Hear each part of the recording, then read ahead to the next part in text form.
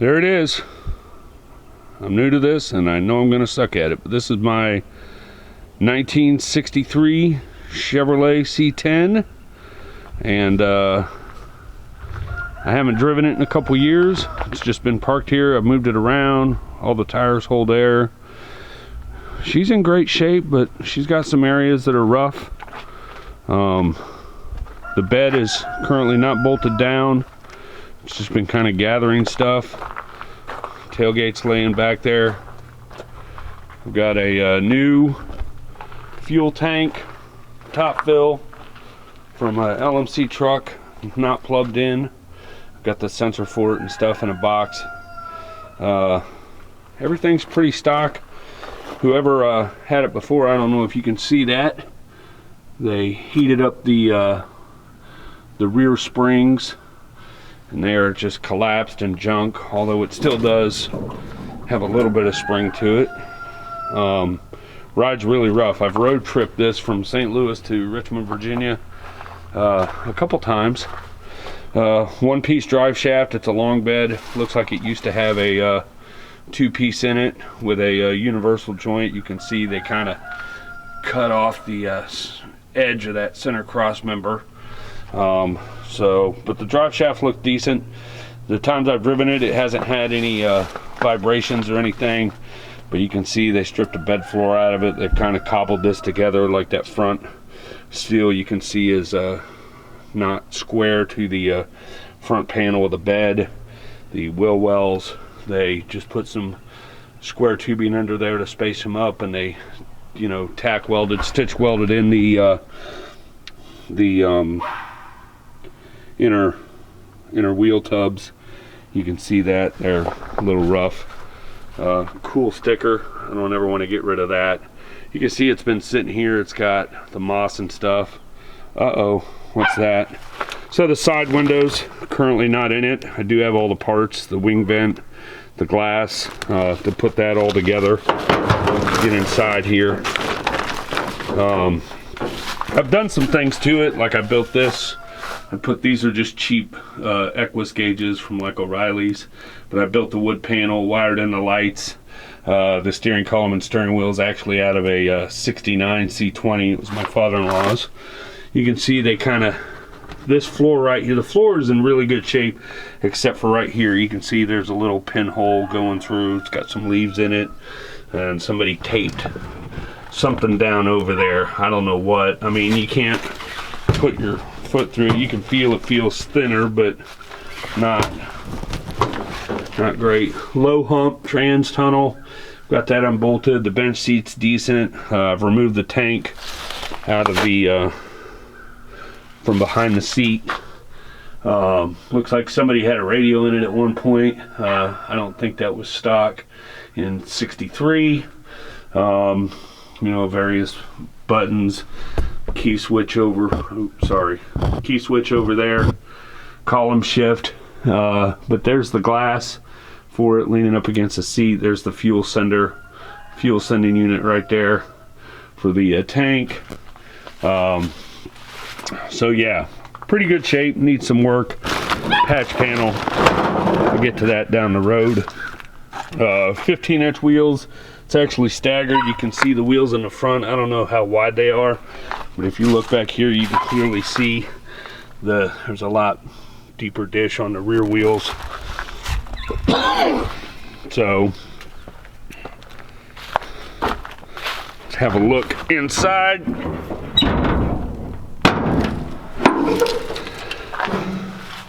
Small block Chevy. I'm assuming it's a 350. I know nothing about it. You can see it's tucked pretty close to the firewall back there, so I need to you know, I plan to pull this motor out and run the numbers on it and see what it is. When I first got it several years ago, you know, I wired up all this relay sensor right there to turn the electric fan on. And then I wired up relays for the headlights, just because the wiring in this thing, I just felt like it was going to be safer and better to wire in the headlight relays. So I did all that myself with some fuses, and just kind of figured that out with, you know, I was just using whatever wire loom I could find. So I got red there. You can see I got blue up here for the turn signal lights, black right there. You know, I tried to hide it all in the hood, go in, come out right there, and go into the going through the firewall into the inside. No power steering. The only accessories that are on there is alternator and of course the water pump.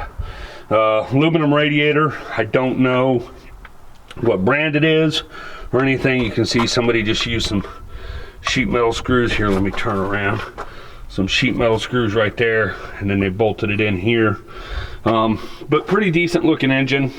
And then of course it's got 4-wheel drum brakes with a single pot master cylinder, which is sketchy at best. I'll tell you a story about the brakes, you know, down the road when we get to that part. But anyways, yeah, so the last time I had it plated in Missouri, and those plates expired in 15. I actually purchased it and drove it back in 2016 or 2017. I owned it. I sold it to my dad. Drove it back to Missouri. I drove it out here when I moved from St. Louis out here to Richmond. Drove it back to sell it to my dad. He bought it. He parked it in his garage. Did nothing with it. Had good intentions, but just, you know, he's busy. He's an over-the-road truck driver. Never got around to it. I was in a position to where I had some money where I could buy it back, and I was really kind of missing it. And my son, who you'll see helping me with this, was really pissed off that I got rid of it. So I got it back. Actually went to St. Louis. You know, we fixed some brake work. We kind of did what we had to do to get it roadworthy-ish, so we could bring it back, and drove it back from St. Louis. Drove it around town a little bit, not very much. Took it to Cars and Coffee one time. You can see it's been sitting a while. It's got all that green kind of pollen-y moss, whatever you want to call on it. You know, and then basically I bought the tank and went to put the tank in, and I haven't driven it since. Tank's totally not plumbed up, as I've told you before. The exhaust, it just comes out of those long tube headers, and it crosses under the frame rails up front, right behind the front tires, and then it just runs out, and it's got those two mufflers there. Doesn't have any kind of a crossover H pipe or X pipe or anything like that. So yeah, and so we got some work. This is, you know, this side's the worst. You can see on the bed side, you can see where the holes are rusted through. But I can tell that's original bed sides. It's very heavy. I don't know if the bed is original to the truck, but the bed used to be, you know, that classic kind of Chevy red. Love that color. I wish the exterior of the truck looked like that and had that kind of character and patina. That would be really sweet. But whoever had it, you can see right here, I sanded some of it off. You know, the reds. Let me get this over here. The red's coming through right there with the primer and stuff. So, you know, if I wanted to put in the work, I can maybe sand that down. I don't know about the cab, what the original color of the cab. The cab might have been, I don't know if they painted the tan, painted the interior tan, and the interior used to be a different color, but you can see it's all, the truck used to be red too. You can see the red right there. So yeah, so the plan is I've got parts coming from CPP. I got their Grand Slam kit, so with a C-notch, the deluxe track bar. So it's going to have front disc brakes, basically the same kind of rotors and calipers that would be on a you know, newer C-10. I'm going to retain the 6 lug because I'm not ready to invest in wheels. So I don't know if those wheels are going to catch on the front calipers. I might have to run a spacer on there temporarily, which is not a big deal because you can see those wheels are set in pretty good. So even if I spaced them out an inch to clear the caliper, that should work just fine. So anyway, so yeah, front disc, I'll keep the rear drum for right now. 5-inch springs, 5-inch drop springs in the back, 3-inch drop springs in the front with a 2-inch drop spindle, and it'll have the booster, the power brake booster with the master cylinder proportioning valve. I ordered the new brake line kit, so it'll have new brake lines, front, left, and right, all the way back to the rear. I don't think the brake line kit comes with the brake line that actually splits off and goes over the rear axle, but you know, whatever. A lot of this stuff is in good shape. There's not really a lot of rot on it except for what I showed you in the floor. So yeah, disc brakes, springs all the way around. The kit does come with upper and lower ball joints, inner and outer tie rod ends with the adjuster sleeves. Really nice kit, looks very complete. The price was great. CPP, they were really difficult to get on the phone. Their phone answering system's a little wonky, but you know, if you can get past that, you can get a lot of really good parts for a tremendous value. So that's coming. Got to plumb up the fuel system.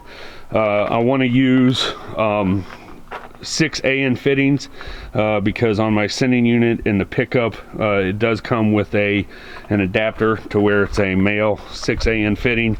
So I'd like to run PTFE line, the black braided line, with the 6 AN fittings, run a filter in the back. I'm going to run off the mechanical fuel pump, and then I'll put another filter between the fuel pump and the carburetor. It's got an Edelbrock carburetor on it right now. I mean, it ran fine. I do have a Holley, I think it's a 4150 or a 4160 mechanical vacuum secondary. I'm going to go through that whole thing. You know, there's trick kits out there you can completely go through it. It'll be like a brand new carburetor when I get done. So suspension wise, that's what I'm going to do. It's going to take a little while. It'll be broke up into several videos.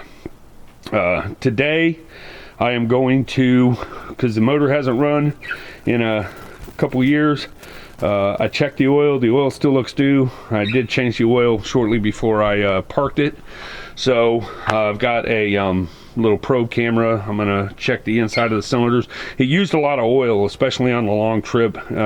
It doesn't leak, but it would burn the oil. So I'm hoping it's valve stem seals and not rings, but I'm going to run a compression check on it today. I'm going to probe through the spark plug holes and look at the inside of the cylinders and see what is going on there. You know, obviously compression check, we're going to be cranking the motor over, and possibly I've got some cans of gas. I can run some 3/8 fuel line from the mechanical fuel pump just out the side and pick up fuel out of a gas can and see if we can just get it running just to make sure the motor runs. But once I check all that out and I kind of know what needs done to the motor, hopefully it's just valve stem seals, I want to pull the motor out of it. The trans I've never serviced, so I'll drain the fluid out of the tran, pull the motor and trans out, probably remove this whole front clip. Separate those two, put the motor on the stand, and you know, clean it up, do the valve stem seals. Hopefully that's all I need to do.